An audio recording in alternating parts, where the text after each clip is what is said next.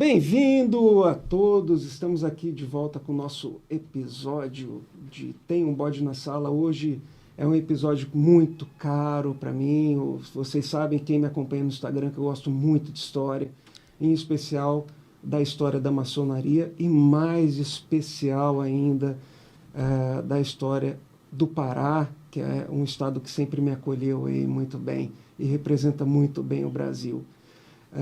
Hoje nós temos aqui como convidado o nosso querido professor Elson Monteiro, que vai falar com a gente daqui a pouquinho, falar sobre ele.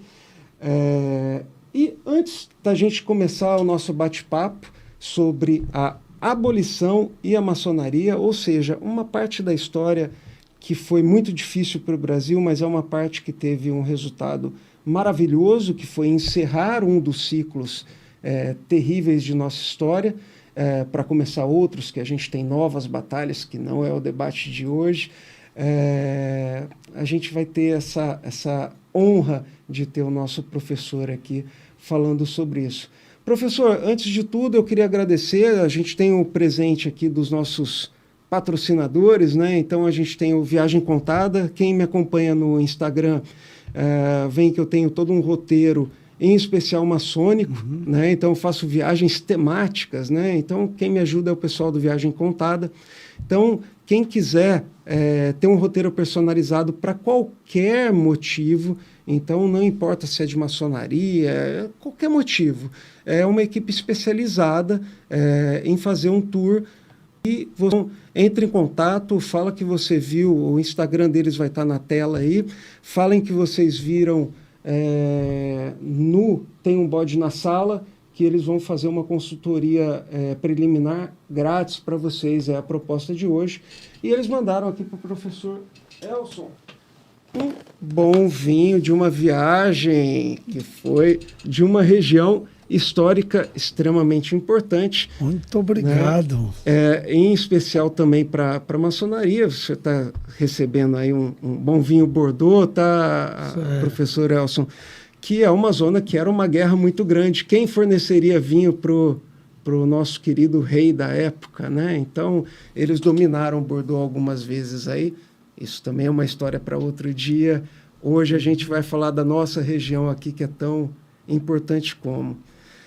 Professor Elson, eu gostaria que o senhor falasse um pouquinho de você. Quem é o professor Elson? Professor, catedrático, como foi sua vivência acadêmica, e também falasse um pouquinho da maçonaria, da sua vida de maçonaria. Por favor, professor. Tudo bem. Primeiramente, eu quero agradecer aos patrocinadores, né, este presente. Né, muito obrigado. Um grande prazer aí receber isso aqui e tomar depois. Com certeza. Bom, meu nome é Elson Luiz Rocha Monteiro. Eu tenho formação na área de Direito e de História, né? Sou bacharel em Direito, mas também regularmente inscrito na OAB, e licenciado em História. Depois fiz especialização em Instituições Jurídico-Políticas e fiz mestrado e doutorado em História Social da Amazônia. Fui professor durante 40 anos e 6 meses do antigo departamento de História da universidade, que depois hoje é Faculdade de História. Inclusive, eu encerrei como diretor da faculdade, né, que eu depois me aposentei. Bom, eu fiz pesquisa e escrevi esses trabalhos sobre a maçonaria e a campanha abolicionista no Pará, Poder e Sociedade no Pará, na segunda metade do século XIX. Né? Posteriormente, a gente pode falar dos 2 livros, um pouquinho o que é que contém cada um. Certo. Não é? E eu adentrei na maçonaria em 1995 e fui fazendo os graus maçônicos e sempre gostei muito da maçonaria, né? As pessoas ficam olhando, assim, às vezes, o comportamento de alguns maçons, mas existem maçons e maçons. Eu sempre digo, a maçonaria só ensina coisa boa, né? Para formar um homem livre de bons costumes. Agora, cada um assimila a sua maneira esses ensinamentos, né? E ninguém é perfeito, né? A maçonaria é formada por seres humanos e os seres humanos todos tem as suas qualidades e defeitos. Perfeito. Mas a maçonaria é uma escola muito boa. Perfeito, professor. Então, eu vou fazer a primeira pergunta. Professor, então, assim, vamos começar com a pergunta mais básica de todas. O que é a maçonaria? Veja bem, a maçonaria ela é uma ordem iniciática, filosófica, esotérica também, e com ensinamentos que estão ligados à sua história. Né? Muita gente fala, por exemplo, na história do segredo da maçonaria. Maçonaria vem da chamada maçonaria operativa, das corporações de ofício. Né? Há uma mitologia maçônica que ela teria surgido quando da construção do Templo de Salomão, né? Com o arquiteto Hiram Abiff, que foi um dos construtores do templo. Mas, concretamente, ela vem das corporações de ofício medievais, principalmente dos construtores, dos talhadores de pedra, que construíram os grandes castelos medievais, as catedrais que hoje estão lá na Europa para ser visitada e que, observando, os que conhecem, identificam muitos símbolos maçônicos naquelas catedrais, naqueles castelos. E essas corporações, numa época que não existia universidade, né? Então os ensinamentos não eram passados através de escola. Você entrava numa corporação e aqueles ensinamentos lhe eram repassados. Dentro de uma escala, você entrava como aprendiz, passava a companheiro ou oficial e chegava a mestre, como se vamos dizer. O companheiro é o pedreiro formado, o arquiteto o mestre é o arquiteto, né? O aprendiz é o auxiliar do pedreiro, vamos chamar. Mas só que isso era passado dentro das corporações, eram segredos de ofício. Sim. Então eles mantinham um segredo disso. E é interessante que na época também não havia carteira de identidade. Eles se identificavam por sinais, toques e palavras. E eles eram os únicos homens livres na ordem medieval, onde os camponeses, todas as pessoas, estavam presas aos feudos, às grandes propriedades. Eles, como eram construtores, circulavam livremente. Por quê? Olha, vai se construir agora a Catedral de Colônia, na Alemanha. Maravilhoso. Então, construtores franceses e outros se dirigiam para lá. Então, eles tinham permissão para circular livremente. Daí eles eram homens livres, com códigos morais e com segredo profissional que eles passavam dentro dessas corporações. Só que, posteriormente, a partir, principalmente do século XVII, filósofos, pensadores começaram a entrar nessas corporações. E a maçonaria operativa deixou de ter a importância que tinha, porque desde o ano 1200, por ali, as universidades começaram a proliferar. E esse ensino, essas técnicas, passaram a ser estudadas nas escolas, nas universidades. E aí, esses pensadores, como Isaac Newton, Francis Bacon, né, entraram nessas corporações, mas numa perspectiva filosófica, com novas ideias. Ideias que não eram muito toleradas pelo Estado absolutista. Então, dentro dessas corporações, que havia o juramento de segredo do que lá dentro se passava e do que era ensinado lá dentro, esses homens puderam trabalhar, pensar e até conspirar. Porque se você for ver o longo histórico da maçonaria, ela vai ser influenciada pelo pensamento iluminista, ela vai estar por trás das chamadas revoluções liberais, que construíram o Estado democrático de direito, liberal, né, que existe hoje no mundo ocidental. Então, a história vem dentro de tudo isso. E ela se forma concretamente, na forma que tem hoje, a partir do início do século XVIII.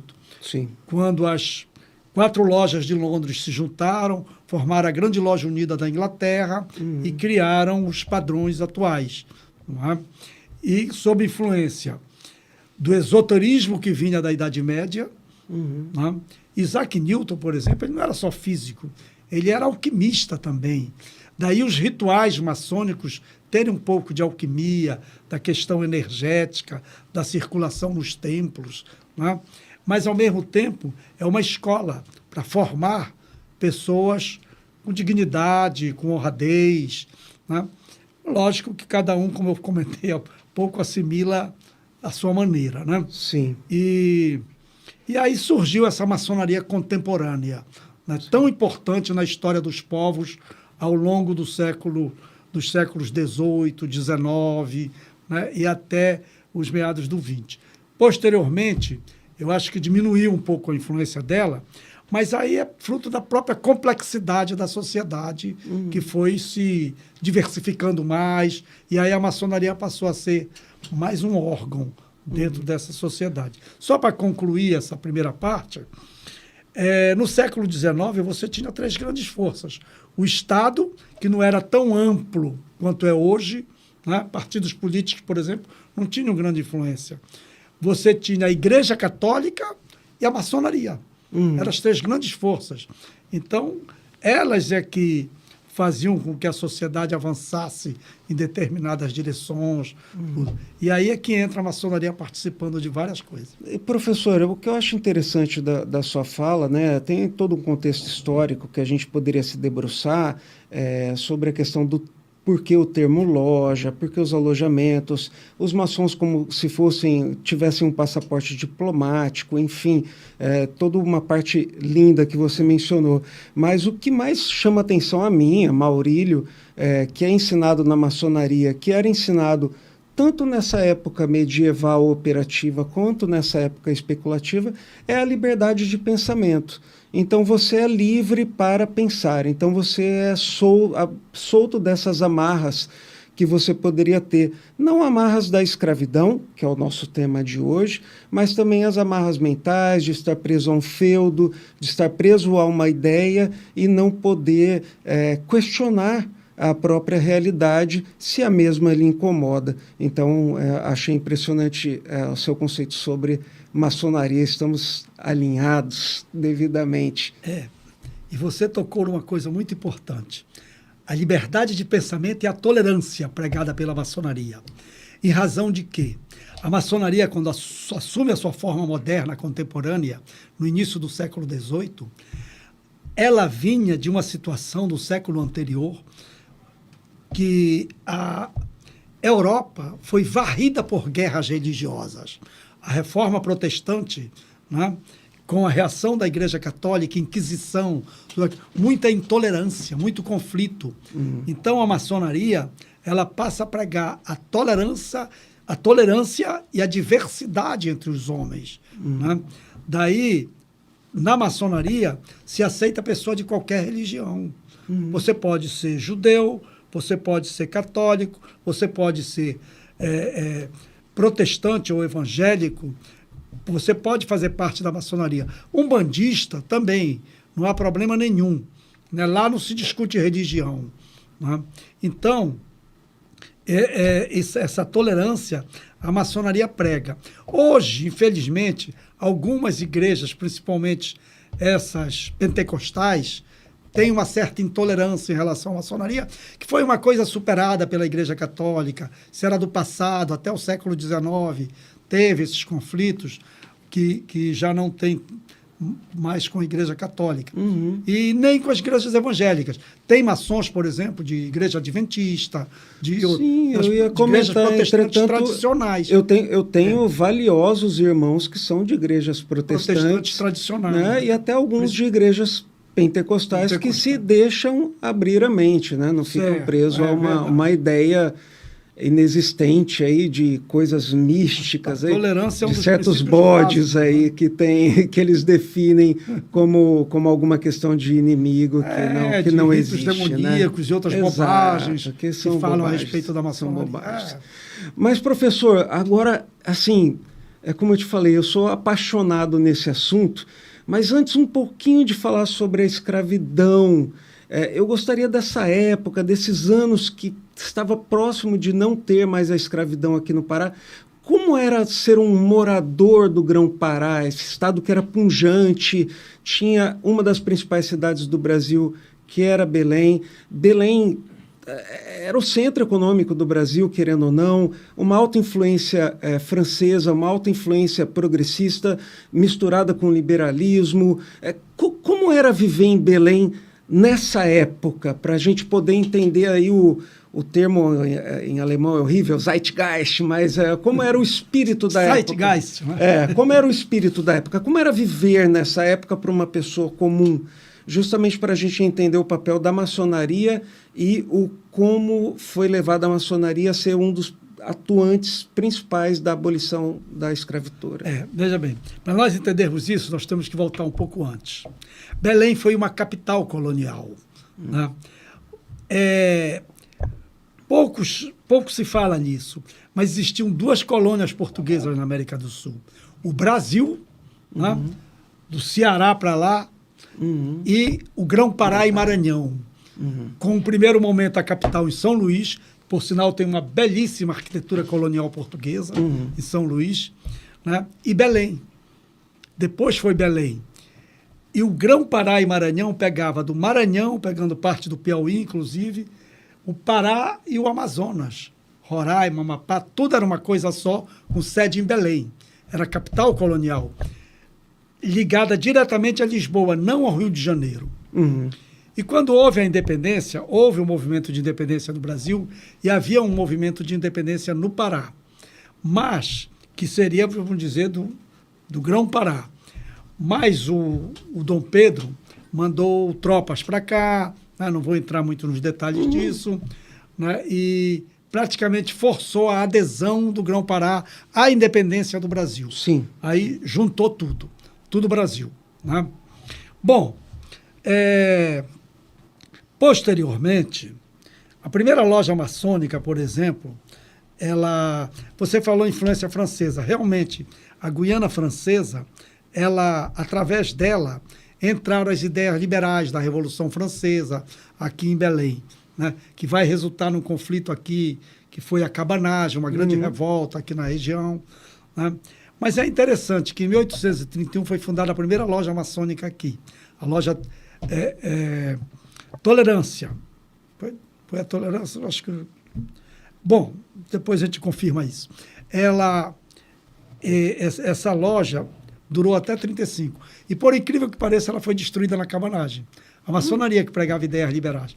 Mas por quê? Porque um cônego, Batista Campos, ele quis entrar na maçonaria e foi vetado, o nome dele, por conflitos políticos que havia. Sim. Dentro da maçonaria, tinham pessoas ligadas à política que eram opostas ao Batista Campos. E aí ele começou a pregar do púlpito contra a maçonaria, gerando um ódio à maçonaria. Com aquelas coisas de... Os maçons praticam rituais demoníacos, os maçons são... É uma instituição parida pelo demônio, eles falam coisas assim. Então, se eu frequentasse uma igreja aqui em Belém nessa época como uma pessoa comum, provavelmente eu ouviria isso sobre a maçonaria. Mas a maçonaria fez o que fez pelo bem da comunidade e temos daqui a pouco um exemplo do Padre Otíquio no meio da história. Nós vamos chegar lá. Eu ouviria isso. E aí, como é que eu agiria como uma pessoa comum? Pois é. Não, aí houve um problema que mais tarde vai se transformar numa questão religiosa no Pará. Né? Em 1935, quando os cabanos entraram em Belém, eles acabaram incendiando a loja maçônica, ela deixou de existir. Né? Bom, com isso aí a maçonaria só ressurge na década de 50 no Pará. Né? Lojas que ainda existem até hoje. Né? A loja Harmonia 8, onde está a urna do Padre Otíquio. Sim. Né? A loja Firmeza e Humanidade, essas surgem em 57. Em 58 a loja Harmonia e Fraternidade número 9. Posteriormente surgiu a loja Cosmopolita, né, em 1864. Perto ali da Praça Brasil, muito bom. Muito linda. E por outro lado... A Independência 50 também, um pouco posterior a isso, né? Não, aqui no Pará, o que surge em 28 de março de 1857 é a Harmonia e Fraternidade. Tá. Aliás, é a Harmonia número 8. 2 meses depois, em maio, surge a Firmeza e Humanidade, que é ali na Aristide Lobo, perto da Praça da Bandeira. Certo. Aí depois, em 58, que existe até hoje na Padre Otíquio, a Harmonia e Fraternidade número 9. Né? Em 64 surge essa loja Cosmopolita. Né? Em 72, a Renascença, que até hoje funciona também na da Conselheiro. E a loja Aurora, que é do Grande Oriente, em frente ali na Padre Eutico, mais adiante. E todos prédios maravilhosos. Todos né? prédios maravilhosos, exatamente. Né? Os maçons antigos construíram templos muito bonitos. Né? Investiam nos seus templos. E então, essas lojas é que vão se envolver na campanha abolicionista. Certo. E isso se vincula a quê? Justamente a influência do pensamento iluminista, liberal, né? Que pregava a igualdade jurídica entre os homens. Né? Todos os homens nascem com direitos iguais, que é, inclusive, o primeiro artigo da Constituição dos Estados Unidos. Os Estados Unidos foi um país fundado por maçons, né? Inspirado nessas ideias liberais. Tanto que eles não querem rei, né? Estabelecem outro sistema lá, influenciado por filósofos como John Locke, inglês, né? Como Diderot, Montesquieu, franceses. Rousseau também. Rousseau, Voltaire. E, com essas ideias, eles fundaram uma república liberal democrática, com presidente, com eleições, com separação de poderes, que era uma tese do Montesquieu, a divisão de poderes. Né? Então, essas ideias, elas acabam se opondo à escravidão, à existência da escravidão. Além de que a Inglaterra perde o interesse na escravidão, porque a Inglaterra ela é pioneira na produção em grande escala. Ela também quer vender para o mundo. Sim. E escravo é uma mão de obra que não consome. Né? Para aumentar mercados consumidores, era necessário transformar o escravo num trabalhador assalariado. Isso foi importante. Mas, independente disso, as ideias liberais penetram. E elas são discutidas dentro das lojas maçônicas. Então, a maçonaria, no Brasil, vai encampar a luta pela abolição da escravidão. Então, Saldanha Marinho, que era grão-mestre da maçonaria nos meados do século XIX, ele lança a campanha. A abolição da escravidão vai sair da maçonaria. E lança essa campanha para o Brasil. E, a partir daí, maçons ilustres começaram a defender em suas lojas coisas como, por exemplo, a Loja América em São Paulo, uma loja muito importante. Lá se defendeu que, por exemplo, o dinheiro das iniciações seria para comprar alforria de escravos, para ajudar a abolição. O dinheiro de banquetes do chamado copo d'água, né? Os banquetes, que é uma tradição maçônica, porque é interessante isso, na maçonaria operativa, quando eles terminavam, por exemplo, vamos dizer, chamasse uma laje de um castelo, aí havia um grande banquete. Eles iam para a loja, né? Para o alojamento. Iam para a loja, se reuniam primeiro nas oficinas, depois em lojas. Né? Daí que vem o termo loja. Alojamento, depois loja, é que sim. foram construídos os templos, tudo. Era em lojas, em mercearias, se reuniam lá. Então, sempre havia a tradição do banquete, do ágape, né, que em alguns lugares chamam o copo d'água. Então, e nesse sentido aí, havia proposta, não, dinheiro do banquete vai ficar para ajudar na alforria de escravos. Né? Por quê? A maçonaria começou uma campanha, ela não entrou com uma posição radical. Né? Por exemplo, o Brasil dependia da mão de obra escrava, era a base da sua economia, né, de exportação de açúcar, de cacau. Mas o Grão-Pará precisava? Pois é. O Grão-Pará havia uma escravidão indígena e um pouco de escravidão africana na Ilha do Marajó com o gado. Né? Ah, sim. Então, ela não era uma mão de obra tão intensa. Tão necessária, vamos dizer, no termo mas ruim. Existia. E como a escravidão era uma instituição espalhada na sociedade, havia os escravos domésticos. Né? Você podia ir comprar um escravo para trabalhar para mim aqui. Agora, não dependiam tanto, principalmente as pessoas das cidades, não dependiam tanto disso. Porque eram profissionais liberais, eram comerciantes. Quem dependia eram os grandes proprietários de terra, que tinham 50 escravos trabalhando na fazenda, esses que dependiam muito. Né? E aí a maçonaria começou uma campanha para, paulatinamente, acabar com a escravidão. Sim. Todas as leis abolicionistas vieram de maçons. Né? Eusébio de Queiroz, que acabou com o tráfico. Por exemplo, o Visconde do Rio Branco, pai do Barão do Rio Branco, que defendeu no parlamento, né, o fim as crianças que nascessem, né, a lei do ventre livre, as crianças que nascessem a partir daquela data não seriam mais escravos. Quer dizer, para acabar a longo prazo com a maçonaria. Só que aconteceu o seguinte, a criança que nasceu ontem, antes da lei, era escrava. Sim. A que nasceu há um mês era escrava. Então, a maçonaria começou a comprar a liberdade dessas crianças, e principalmente do sexo feminino. Muitas crianças foram libertadas dentro de lojas maçônicas. A maçonaria começou a fazer festas, chamadas quermesses, para arrecadar fundos para essa compra.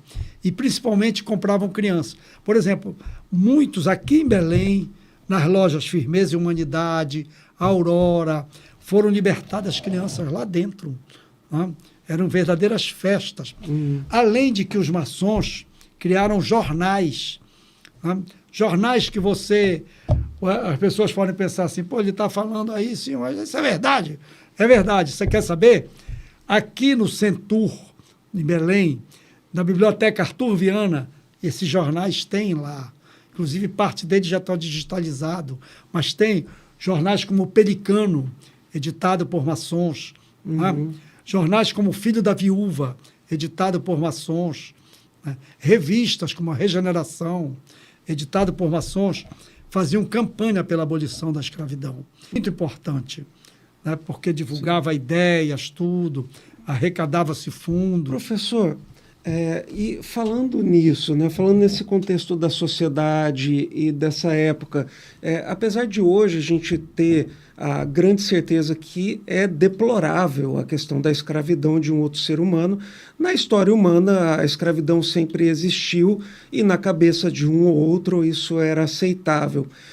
O maçom, por ser livre por concepção, ele deveria estar contra sempre isso. Existiu algum maçom, ou dito maçom, que por acaso tenha lutado contra a abolição? Existiu algum tipo de controvérsia nesse sentido?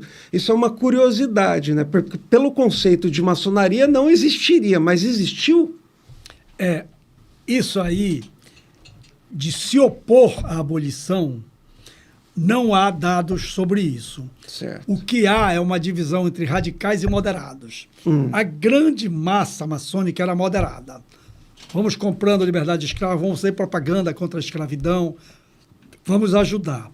Mas, por exemplo, em São Paulo, havia um militante maçom, né, Antônio Bento, que ele fundou o grupo Os Caifazes. Eles eram mais radicais. Eles ajudavam nas fugas de escravos das fazendas, escondiam escravos. Aliás, a maçonaria, em alguns momentos, chegou a esconder escravos também. Fundavam quilombos, talvez? Não. Ou pelo menos ajudavam no fomento? Não, ajudavam assim? a fugir, esconder, né? Organizavam fugas em massa de escravos, mas não ligado à questão de fundar quilombos. O quilombo, nessa época, já era uma coisa que não era tão comum. Ele foi mais no período colonial, né? Tá. Que havia fuga em massa para lugares mais longínquos, mais de difícil ermos. acesso, para viverem lá livremente. Né? Certo. Então, isso aconteceu, uma divisão entre mais radicais e mais moderados. Agora, o que houve divisão na maçonaria foi questão da monarquia e da república. Certo. Né? Havia maçons monarquistas, liberais, que queriam uma monarquia parlamentar, e defendiam a monarquia, e outros que queriam a república. Aqui no Pará foi célebre os debates dentro da maçonaria e até em jornais entre Lauro Sodré e Tito Franco. Lauro Sodré era republicano, Tito Franco era um monarquista parlamentar. E aí ambos viviam debatendo. Debatiam, se degladiavam. Qual era, só para todo mundo ambos estar eram contextualizado, maçons. ambos maçons, mas quem era o Lauro Sodré e quem era o Tito Franco, para quem ainda não ouviu falar neles, né? O Lauro Sodré é mais fácil de ter ouvido falar, obviamente, e o Tito Franco, eu pelo menos o conheço, mas quem eram os dois que estavam aí nessa briga, sendo os dois mais eminentes dessa E a Avenida questão? Almirante Barroso, em Belém, já teve o nome de Tito Franco, aí depois mudaram o nome. Tito Franco foi um jornalista que fundou primeiro um jornal, né, o Correio do Amazonas.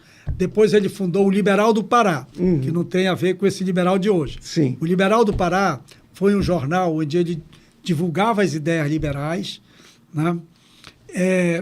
A campanha abolicionista, inclusive eles colocavam notícias, foram libertados escravos e tal, porque a campanha fazia o seguinte... Os jornais eram explícitos. Explícitos. Então. Não tinha nenhum segredinho, censura, nem nada. Não tinha nada. Não, mas tinha o nome da loja lá, a loja não, tal. O Liberal do tal. Pará era um jornal que nós vamos chamar de profano. Era um jornal de grande imprensa. Era não maçom. Mas era não maçom, mas dirigido por um maçom, Tito Franco. Certo. Os jornais maçônicos, como o Pelicano, esses se identificavam como jornais maçônicos, da maçonaria. Inclusive a figura de Joaquim José de Assis, o doutor Assis, que é nome de rua na Cidade Velha, ele foi o fundador desse jornal. Nele escreviam Padre Eutíquio, né? Samuel McDowell, que foi outro grande maçom, que fundou depois a revista Regeneração, né? e outros. Agora, a questão do Lauro Sodré e o Tito Franco é o seguinte: Lauro Sodré foi um militar republicano, fez campanha pela República e foi grande liderança, político-militar. Ele foi aluno de Benjamin Constant, no Rio de Janeiro, na escola militar, era positivista, né? E o positivismo, ele defendia a ideia de um Estado moderno, né? E para eles identificavam como esse Estado moderno a República, a forma republicana de governo, né? Eles se opunham à monarquia. E Lauro Sodré participou do movimento republicano, ele era do Partido Liberal, né? Como Tito Franco também. Você tinha basicamente o Partido Conservador e o Liberal no Império, né? E depois ele foi candidato à presidência da República, derrotado. Ele se opôs ao golpe do Floriano Peixoto, chegou a ser preso e recebeu o apoio e a solidariedade do rei Eduardo VII da Inglaterra, que era maçom, que fez uma correspondência em nome da maçonaria inglesa e irlandesa, pedindo respeito à vida de Lauro Sodré quando ele estava preso, etc. E uma curiosidade, e após ele fundou uma loja aqui, inglesa, no ritual que a gente chama ritual emulação, chamada Rei Eduardo VII. Lauro Sodré fundou para que pudesse ser fundado no Brasil o grande capítulo de York, vamos esquecer o termo York nesse momento, que hoje em dia é o distrito inglês no Brasil, vinculado diretamente à maçonaria, que consta de 26 lojas aqui no Brasil. Um abraço a todos do distrito, um abraço aí pessoal do distrito. Vocês sabem que vocês estão sempre no meu coração, o pessoal da Duque, o pessoal da Queen, são meus irmãos de loja e todo o distrito. Então, foi fundado o distrito também com a ajuda aqui de Belém do Pará. Isso é importante. Correto. Apesar de que Lauro Sodré foi um dos fundadores do Rito Brasileiro. Sim. E a loja América, que é uma loja antiquíssima, né, de São Paulo, ela adota hoje o Rito Brasileiro. Né? É uma loja, inclusive, que tem vários militares lá, participam. E foi loja de nomes, grandes nomes da história do Brasil ligado a São Paulo, pessoas que foram governadores. Né? Rui Barbosa, por exemplo, defendeu a abolição e defendeu a campanha da maçonaria para arrecadar fundos, para libertar escravos, né? Esse tipo de situação. Em dados momentos, alguns escravos batiam a porta de lojas maçônicas pedindo ajuda para completar dinheiro para pagar a sua alforria. Né? Porque é interessante isso, os escravos eles trabalhavam e às vezes faziam um trabalho extra para arrecadar dinheiro próprio. Entendi. Né? Principalmente na zona da mineração, existia muito porque isso. Muita gente acha que escravo ele ficava preso ali e tinha aquela obrigação e voltava a ser preso quando não era açoitado no meio do caminho. Mas eles eram relativamente trabalhadores normais também, alguns, né, professor, dentro das circunstâncias. Né? Exato, existiam os que chamavam os escravos do eito. Aqueles tinham uma vida mais dura. Eram aqueles que trabalhavam o dia inteiro na lavoura, né, e dormiam nas senzalas e tal. Você tinha nas cidades os escravos de ganho, por exemplo. Era um escravo, a pessoa, comprei um escravo aí diz, olha, tu vai fazer serviços para mim pela rua aí. Leva isso ali, carrega aqui e tal. E tinha os escravos de ganho, que, por exemplo, doceiras, faziam algumas coisas, aí iam vender na rua, traziam dinheiro para o patrão. Né? Tá. Então, mas também algumas arrecadavam. O empresário contrataria alguém para fazer serviços também sociais dentro da cidade, né? Não só das lavouras, que é a visão romântica que a gente tem. Falando dessa visão romantizada, que de romântico não tem nada da escravidão, a gente pega muito uma história contada muito nas coxas, só para falar um termo que também vem da escravidão, que, nossa, terminou a escravidão, foram todos para o Rio de Janeiro e formaram favelas. É uma história muito descontextualizada, é muito resumida, eu acho, é uma história muito feia até de se falar. Como é que se aconteceu, tendo esse contexto todo que a gente teve aqui no Pará, onde várias lideranças importantes, todas estavam no mesmo caminho, mesmo tendo posições diferentes em outros tópicos, todos queriam a abolição. Como foi da ideia à execução, à finalização da abolição aqui no Pará? O que virou a massa de escravos que já não era tão grande no Grão-Pará quanto era no Brasil? O que aconteceu nesse contexto, professor? Vamos concluir a primeira parte. Vamos lá. Lauro Sodré e Tito Franco. Já falei de Lauro Sodré, que depois foi grão-mestre também do Grande Oriente do Brasil, foi governador do Pará, investiu muito em escola, educação, né? Foi imigração, inclusive, para essa zona da estrada aqui, para desenvolver a agricultura. E Tito Franco, que foi deputado do Partido Liberal, deputado federal e dono de jornal, era jornalista, né? E também foi uma figura muito importante dentro da maçonaria, como foi Samuel Octávio, como foi Padre Eutíquio, né, e Dr. Assis e tantos outros. Bom, essa é uma questão, né? Agora, você perguntou sobre... os escravos foram para o Rio de Janeiro, formaram favelas... Essa historinha romantizada que Vamos fizeram, pensar né? um pouco no seguinte, como foi a abolição da escravidão? Uhum. Baixaram uma lei e disseram, não tem mais escravidão no Brasil, acabou, os escravos são livres para fazer o que quiserem. Muitos não tinham para onde ir, ficaram trabalhando na fazenda, né? Recebendo comida, um rancho, a transformação e assalariado foi depois, ou outros num sistema de parceria, produz um pouco é para ti, o resto é para mim e tal, vamos vivendo. Outros saíram das fazendas, foram para as cidades. E chegaram lá, não tinham onde morar, não tinham profissão. Eram analfabetos, muitos só sabiam aquele trabalho do campo. Aí foram fazer qualquer serviço na cidade. E muitos, aí na questão específica do Rio de Janeiro, que tem a ver com a geografia do Rio de Janeiro, foram para as favelas, para os morros. E lá pegaram um pedaço de caixa, de madeira, um pedaço de zinco, fazendo um barraco para morar. Aí surgiram as primeiras favelas, inclusive a primeira grande favela, a favela da Providência, no centro do Rio de Janeiro, foi formada dessa forma.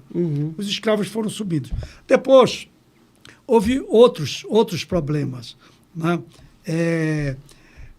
Quando houve reforma urbana no Rio de Janeiro, havia muitos lugares, né, insalubres e muito próximos um do outro, derrubaram as casas, tudo. E naquela época não tinha a história de indenizar, de fazer um acordo, nada. Era na marra tudo. Então o pessoal foi para os morros e foram surgindo assim as favelas. Daí a grande presença de pessoas negras nas favelas. Sim. Né? Não, hoje em dia não, é uma população brasileira, né? Basicamente. De mestiços, de brancos, de nordestinos. A população brasileira é majoritariamente negra, então com certeza terão mais negros nas favelas. Eu diria majoritariamente mestiça. Sim, mestiça, mais preciso. De branco com negro, com índio, com caboclo, que é o índio que não é mais índio culturalmente. E professor, agora uma pergunta, essa sim, provocativa e capciosa. Onde nós estávamos, maçons, quando as pessoas começaram a se favelizar, ou seja, saíram de uma condição que nós lutamos para que eles tivessem direitos humanos, para que eles entrassem numa zona onde os direitos humanos eram piores ainda. Então, assim, não que não fosse melhor do que a escravidão, óbvio que é melhor do que a escravidão você ter liberdade, mas onde é que a gente estava nessa transição que deixou acontecer uma situação ruim para essas pessoas no quesito dignidade, no quesito direito humano? Eu volto a falar, a abolição, como se deu, foi simplesmente uma lei, tá aí, vocês são livres, agora se virem, né? Ou seja, não foi preparado nada para integrar essa população e tal, educar, etc. E a maçonaria teve uma preocupação nisso, principalmente Lauro Sodré, quando assume o Grande Oriente do Brasil, ele lança uma campanha para as lojas maçônicas criarem escolas, porque o Brasil tinha muito analfabetismo. Sim. Tem um historiador que ele fala o seguinte, que o Brasil tinha tudo para não dar certo quando ficou independente. O Brasil fica independente em 1822, segundo os dados pesquisados por esse historiador, ele diz o seguinte, de cada 3 brasileiros, 1 era escravo, de cada 10 brasileiros, 9 eram analfabetos. Foi com essa massa que você construiu esse país. Uma das 10 maiores economias do mundo, diga-se. Uma das 10 maiores economias do mundo, um país com peso no contexto internacional, né, tudo isso. Agora, e aí se deve a grandes nomes, e muitos deles maçons. Né, Joaquim Nabuco, Visconde do Rio Branco, Barão do Rio Branco, foram homens que, ao longo do século XIX, pensaram esse país e projetaram. E propuseram ideias, propuseram projetos. Né? E o Dom Pedro II ele foi um imperador que captou muito isso. Aos poucos, o país foi sendo construído. Né? E depois começou a se investir na questão da educação. E aí entra o seguinte, essa massa que foi largada, que era escrava, de ex-escravas, a maçonaria pensou o seguinte, tem que educar, né? Alfabetizar, ensino profissionalizante. Lauro Sodré criou aqui em Belém escolas profissionalizantes, né? Onde hoje é o Tribunal de Justiça do Estado, era a escola Lauro Sodré, Sim. que era uma escola profissionalizante. Mas isso já foi dado o nome depois, em homenagem a ele, porque ele criou a escola Benjamin Constant, como escola profissionalizante, para formar mão de obra. Que é o equivalente hoje às escolas técnicas. As escolas técnicas. E, por outro lado, também, a maçonaria criou muitas escolas, inclusive aqui no Pará, aqui em Belém. Várias escolas foram criadas para alfabetizar, educar. E, naquele tempo, a maçonaria tinha condições, além de ela ter recursos maiores até do que tem hoje, né? Uma escola não era esse custo que tem hoje, né? Era umas carteiras, um quadro e um professor, que muitos eram voluntários, maçons, iam dar aula lá. Né? E aí houve uma grande campanha pela alfabetização. Mas tem um outro dado mais importante. Quando foi proclamada a República foi proclamada em grande parte por maçons. O primeiro governo de Deodoro, todos os ministros eram maçons, inclusive um paraense, Ser Zedelo Corrêa, que foi ministro da Fazenda e que criou os tribunais de contas, foi ideia dele, para fiscalizar o custo, o gasto do governo. Né? Se hoje deturpou um pouco, já é outro problema. Sim, mas hoje... ele que criou o Tribunal de Contas da União. Né? E aí houve um investimento grande no ensino básico. Poucas pessoas falam isso. Quando falam da chamada República Velha, anterior a 30, diz, ela quer a oligarquia, aquele voto, aquela divisão do poder entre paulistas e mineiros, que comandava as oligarquias dos estados e tal. Era tudo um poder oligárquico. Mas a República Velha fez uma grande obra. E, em grande parte, eu acredito que sugerido por ministros maçons, que tinham uma preocupação com a educação, que aí remete àquela questão dos escravos abandonados. Né? Mas da massa popular brasileira. Porque havia homens livres que eram pobres, camponeses, pequenos agricultores no interior. Né? Por exemplo, os filhos de pequenos comerciantes, de funcionários públicos da população urbana brasileira, muitos iam para a carreira militar. Porque eles não eram bacharéis, né? Aquela elite de bacharéis que era só em São Paulo e em Recife. Né? As duas escolas. Sabe que a Escola de Direito do Largo São Francisco de São Paulo é antiquíssima, né? E era uma escola da elite paulista, né? Dos filhos dos cafeicultores e tal. Os filhos daquela pequena classe média do império de funcionários públicos, comerciantes, eles iam principalmente para a carreira militar. Mas, na questão das escolas, a República Velha, chamada, criou uma rede de grupos escolares pelo Brasil inteiro, inclusive nas cidades do interior do Pará, do norte, da Amazônia, por todo o Brasil, grupos escolares. Esses grupos escolares ensinavam... O nome do movimento era grupos. Era grupo escolar. Não chamam mais. Hoje chamam a escola de primeiro grau, escola de ensino fundamental. Sim, foi migrando. mas antes era escola primária e chamava-se Grupo Escolar Fulano de Tal. E normalmente eram prédios bonitos, bem feitos. Sim. Tem cidades do interior que o prédio mais bonito é o antigo grupo escolar. Exato. Não só aqui em Belém, como ali ao lado da Praça da República, mas, por exemplo, em Pirassununga, em São Paulo, tem um prédio de um colégio, que funciona um colégio lá até hoje, que era um grupo também, que é a coisa mais linda. Ali, você falou, ali junto à Praça da República, na Avenida Nazaré, esquina com Assis de Vasconcelos, ali, foi o grupo que eu estudei, Grupo Escolar Floriano Peixoto, que hoje em dia é a Casa da Linguagem, lá. Né? Ali era um grupo escolar, bonita aquela área. Eu estudei ali. Né? Os filhos da classe média iam para a escola pública, porque eram de boa qualidade. Né? Aí se formaram as professoras. O Instituto de Educação do Pará formava as professoras para essas escolas primárias, que era o único emprego que mulher tinha. Né? Era ser professora primária. O que era uma honra para a família, inclusive. Primária, né? Depois que foram abrindo outras áreas do mercado para a mulher. E professor, assim, só para a gente tentar, então, fazer um apanhado do que a gente foi comentando sobre aqui hoje. Para mim, fica muito claro que a maçonaria teve influência não só na nossa grande comunidade do Grão-Pará, como no Brasil, como no mundo, em relação à abolição da escravidão. Você já deu contextos históricos, inclusive da questão da Inglaterra, que era uma potência ultramarítima muito importante, né, onde eles entendiam que a escravidão era um maior retrocesso do que um avanço, né, muito em especial apesar de antes terem sido grandes traficantes de escravos. Sim, eles eram uma potência ultramarina. A acumulação de capital, né, que se deu na Inglaterra, que financiou foi por a Revolução Industrial, exato. Entre outras coisas, acúmulo do tráfico de escravos. Sim. Mas depois eles notaram que aquilo não era sustentável. Exatamente. E, enfim. Com o desenvolvimento do capitalismo, a escravidão era contraditório. Então, porque assim, o capitalismo precisa de consumo.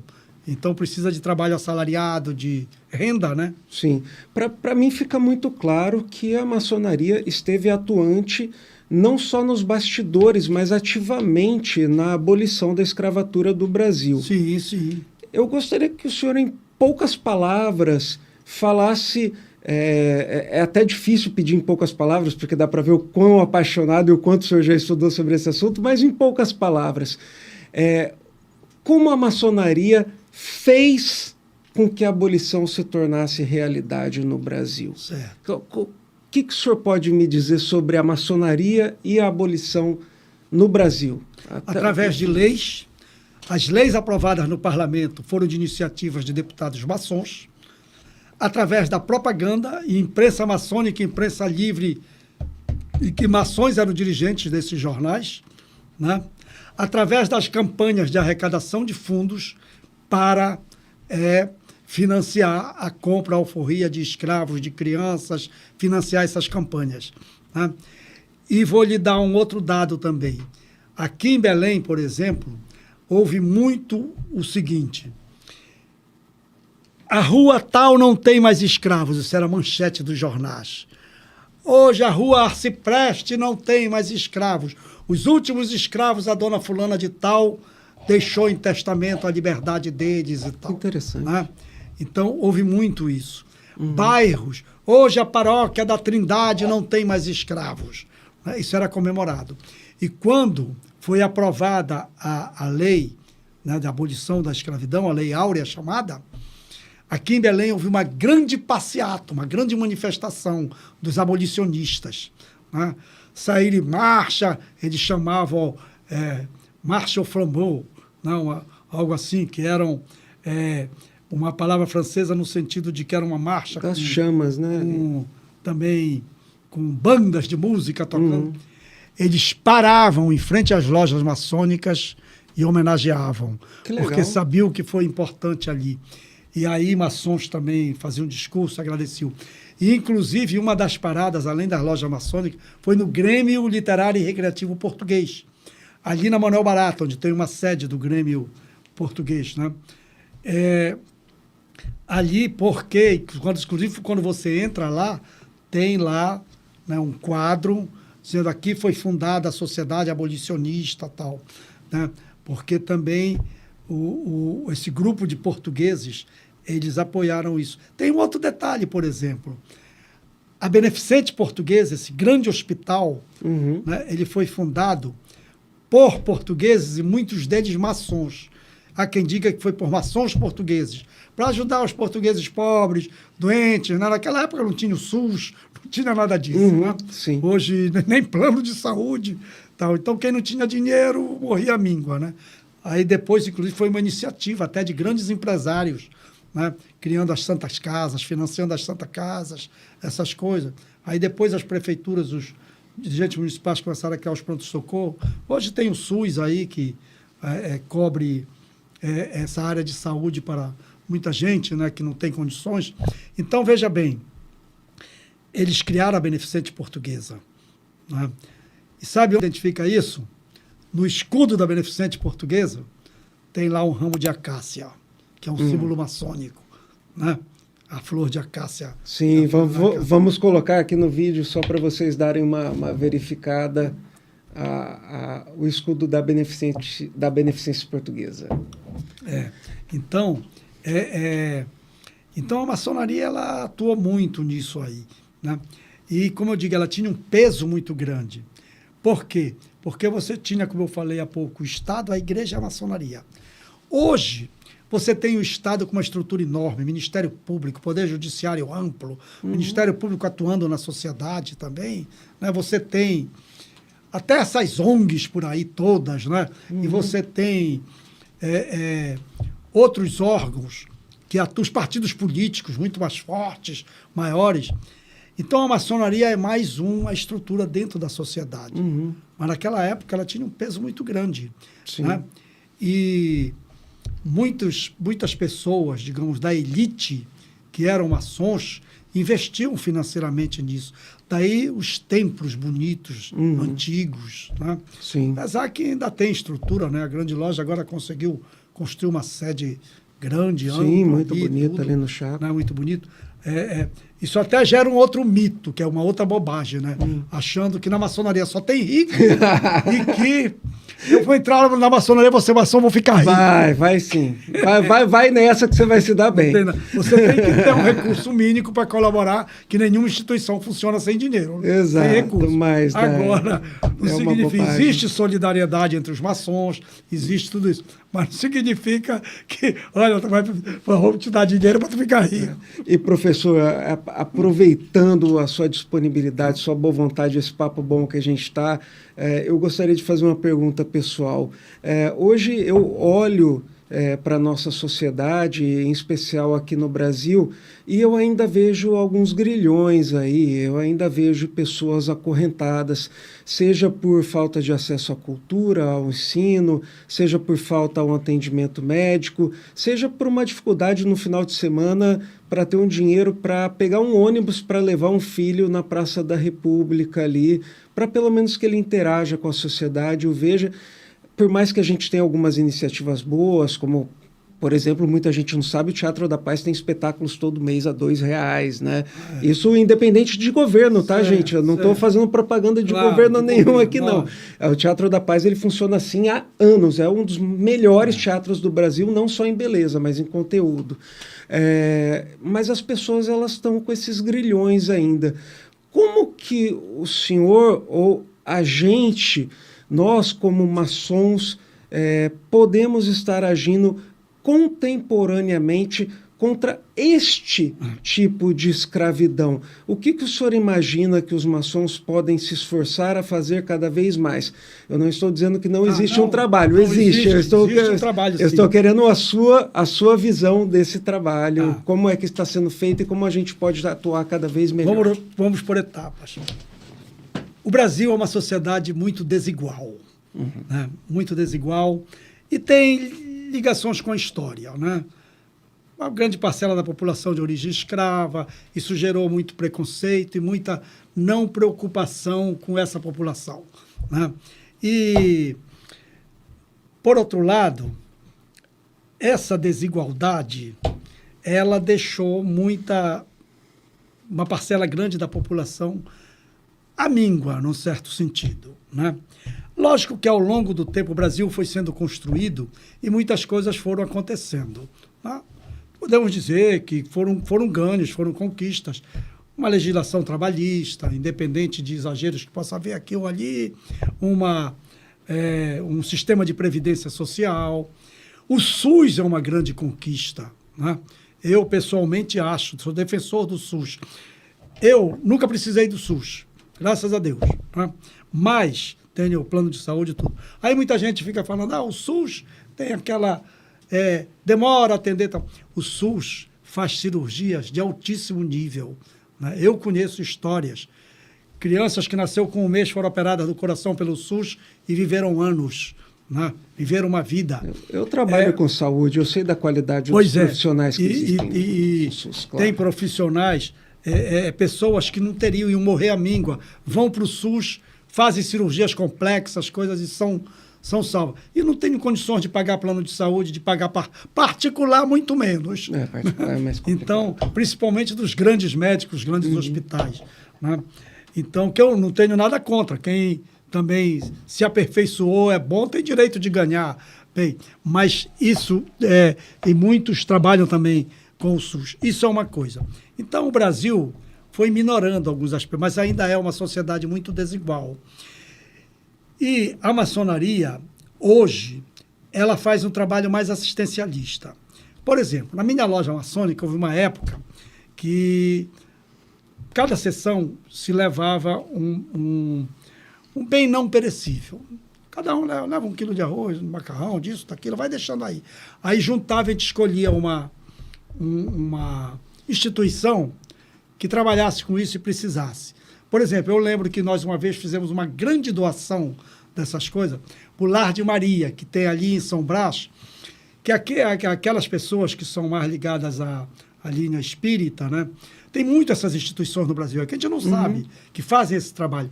Elas recolhem aqueles moradores de rua, aí, eu acho que é um sábado por mês, eles levam lá, eles tomam banho, aí dão roupas que as pessoas deixam lá, dão roupa, né? E fazem palestras, dão café da manhã e dão almoço.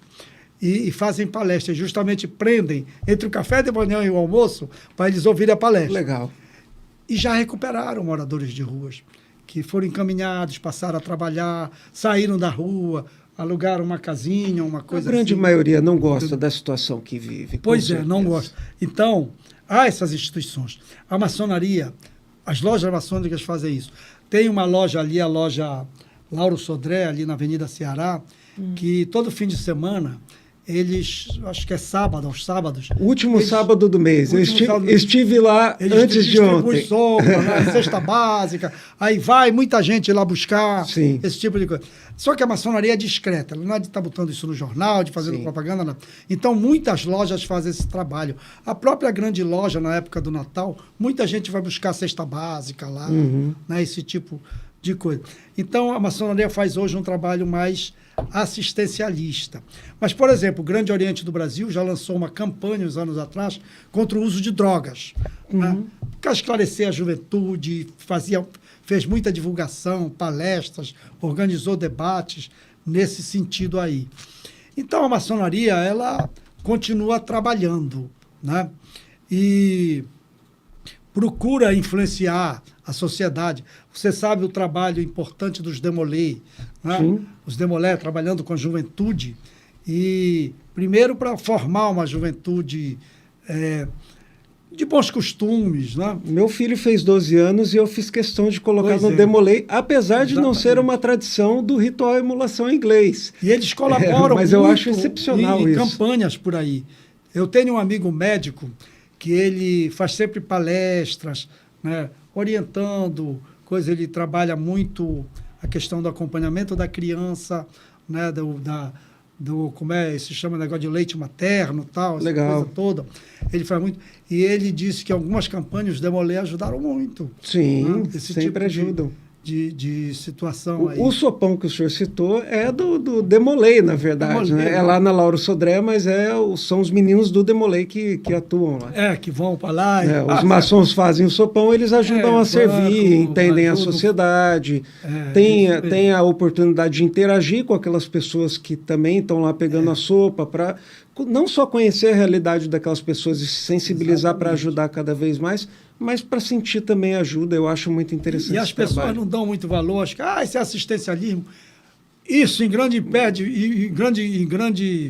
parte impede uma explosão nesse país. Né? Porque muita gente é ajudada, é apoiada. Né? Então, mas em grande parte, esse contexto de gente que ajuda, dessas instituições, são maçônicas, são instituições espíritas, são instituições de caridade as mais diversas. Por exemplo, eu e muitas pessoas contribuem para um centro que recebe crianças que vêm com câncer do interior e a família não tem nem onde ficar em Belém para acompanhar. Aí são recebidas, né, no local, a casa... Casa Ronald McDonald. Casa Ronald McDonald, exatamente. Pessoal da Casa Ronald, por favor, depois eu vou divulgar aqui nesse momento aqui, o contato de vocês. Dudu, coloca aí embaixo para gente, Dudu, Casa Ronald. E isso é muito importante. Então, em grande parte, é isso que no Brasil minora, porque nós temos que reconhecer, né? É uma sociedade muito desigual. E eu não estou falando aqui de política, de fazer isso, fazer aquilo, não. A Europa, por exemplo, é uma sociedade capitalista com um nível de desigualdade muito pequena, em que todos têm um padrão de vida. Lógico, tem aqueles que têm iniciativa, criatividade, que conseguem ganhar mais, e tem os que ganham menos, mas todo mundo tem o seu padrão. Não existe aquela pobreza extrema, né? Pobreza extrema e tal. Então, o Brasil vem muito desse patrimonialismo do passado, esse tipo de situação. Então, essas instituições é que minoram isso. Né? Instituições como a maçonaria, muitas entidades espíritas, igrejas, tudo isso aí. Né? Agora, e o próprio governo, aos poucos, cada governo faz um pouco, alguma coisa, tal, enfim. Mas a maçonaria continua atuante na sociedade, sim, né? Estamos atuantes. Fazendo a sua parte e, ao mesmo tempo, procurando formar bons cidadãos, sim, né?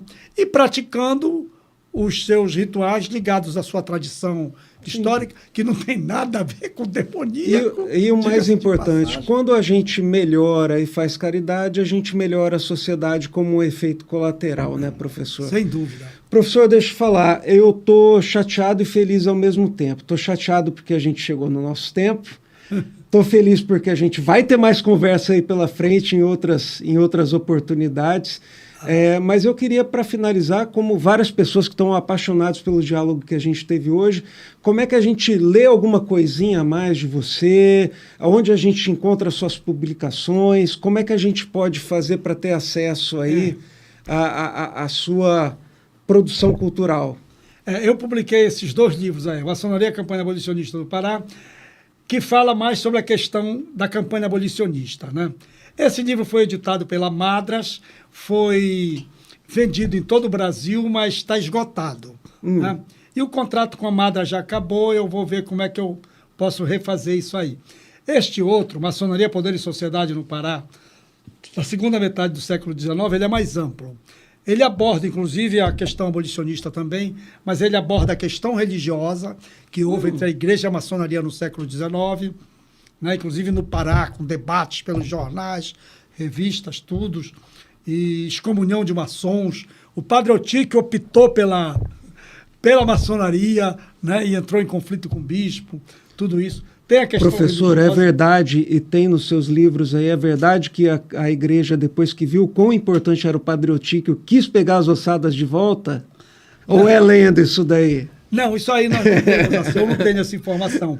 Mas é interessante, a ossada do padre Otíquio lá, ela está numa urna na loja Harmonia 8, lá na Pedreira. Hoje foi uma loja que era ali na Padre Otíquio, ali na entrada do shopping, né? Eles venderam, depois foram para lá.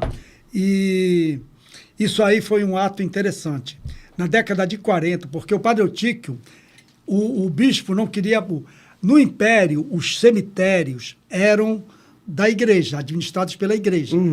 Tanto que a maçonaria defendeu o Estado laico, que com a República é proclamado. Com a República que se criaram os cartórios, porque antes a certidão de nascimento do brasileiro era a certidão de batismo. Quem não fosse batizado na igreja. não era brasileiro. Então, se criou a documentação civil, os cemitérios passaram para os municípios, tudo isso. Mas então, na época, a igreja não permitiu que ele fosse enterrado lá. Aí viu uma ordem civil, a ordem terceira, que enterrou o Padre Eutíquio. Só que hoje o cemitério da ordem terceira, inclusive, é em frente ao cemitério ali de Santa Isabel, né? Lá na José Bonifácio. Está em decadência, abandonada, a ordem terceira se diluiu. E aí o que aconteceu? Já na década de 40 começou isso. Aí a maçonaria foi lá, tirou a ossada do Padre Eutíquio, houve um desfile por Belém, levando aquela ossada numa urna, né? Com os maçons, inclusive com os seus paramentos. Foi a primeira vez que a maçonaria se expôs publicamente por Belém, desfilaram e levaram para dentro da loja Harmonia, né? E está hoje lá ainda a urna do Padre Eutíquio. Legal. Né? Porque Padre Eutíquio ele foi diretor do seminário, ele foi um líder religioso. No conflito religioso em que o bispo atacou a maçonaria a partir de documentos do Papa Pio X atacando a maçonaria, o Padre Eutíquio escreveu nos jornais defendendo a maçonaria. Aí ele foi afastado dos cargos que ele tinha, tudo, e ele foi protegido pelos maçons. Porque você, quando é padre, né, hoje nem tanto que tem padre que é professor de universidade, que é isso, que é aquilo, tem do que viver. Mas você era padre, você dependia da igreja. Uhum. Você era expulso, você não tinha por onde correr. Não tinha uma profissão. A maçonaria sustentou o Padre Eutíquio. A gente vai fazer um episódio para falar só sobre isso, viu, professor? Vamos lá. Olha, então, pessoal, temos aqui 2 livros maravilhosos. E também, só um detalhe, fala também sobre o movimento republicano, a participação dos maçons, tudo. No segundo livro, né? Sim. E a questão de venda, veja bem, esse segundo livro, que é o que eu ainda tenho, eu deixo, às vezes, em banca de revista, deixava muito naquela livraria Fox, mas fechou. Uhum. E agora eu estou pensando em deixar na livraria Travessia e estou em conversação com a livraria do shopping. Mas no momento não tem. Sim. Mas, posteriormente, você tem o meu WhatsApp. Quem tiver Sim. interesse, faz contato. Sim. Eu posso enviar o livro via Correios, se for de fora daqui de Belém. Perfeito. Se for daqui de Belém, a gente combina como entregar. Claro. Ou se a pessoa pode pegar no meu prédio, também, qualquer coisa. Então, a gente faz essa venda. Mas eu estou tentando montar uma distribuição. Certo. Porque esse foi editado em Belém, pago por mim, Uhum. e aí a distribuição ficou meio capenga. Ao contrário do outro que foi distribuído em todo o Brasil e esgotado pela Madras, né? Sim. Que o dono da Madras era maçom, mas ele faleceu, eu não sei como é que está a editora agora. Bem que eu sempre vi que a Madra sempre teve muito editava conteúdo coisa de maçom. maçonaria. Legal. Bom, professor, para todos, quem tiver interesse nos livros, faz um contato Tem um Bode na Sala, eu vou encaminhar para o professor, já com o contato dele, e vocês podem ficar à vontade.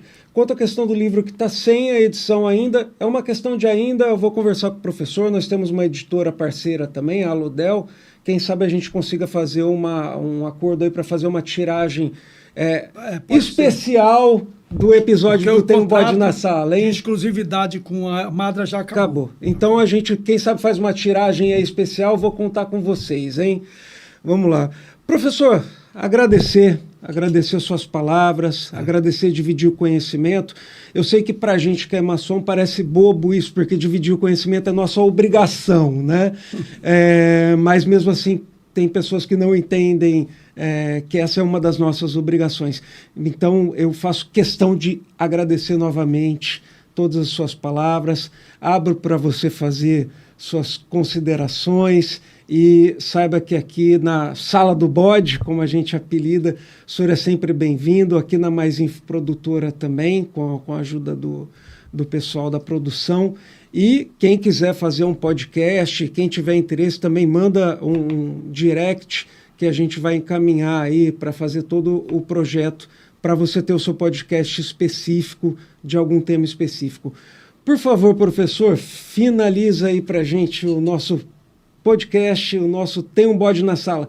Tiramos o bode da sala, desmistificamos algumas mentiras hoje. Sim. Na verdade, hoje foi um episódio que era o que eu gostaria, eu estou muito satisfeito que a gente enalteceu a importância da maçonaria, em especial na região do Grão-Pará, que foi uma das regiões mais importantes do Brasil e ainda é uma das regiões mais Foi importantes do capital Brasil. do Brasil e até poucos dias atrás. Há poucos dias atrás, inclusive, era a capital. Por favor, professor, suas palavras finais. Não, basicamente, agradecer o convite, né? Foi um prazer também estar aqui.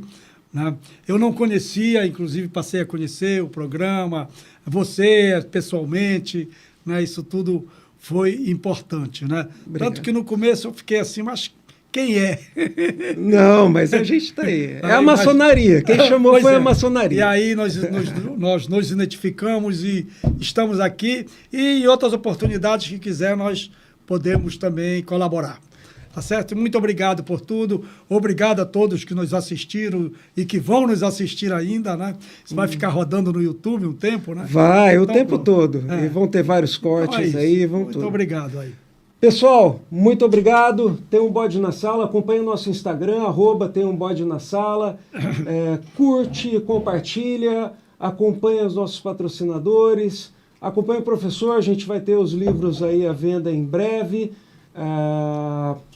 Até mais, até o próximo episódio. O próximo episódio vai sair daqui a 15 dias. A gente está com uma pauta bem legal também, vocês vão adorar.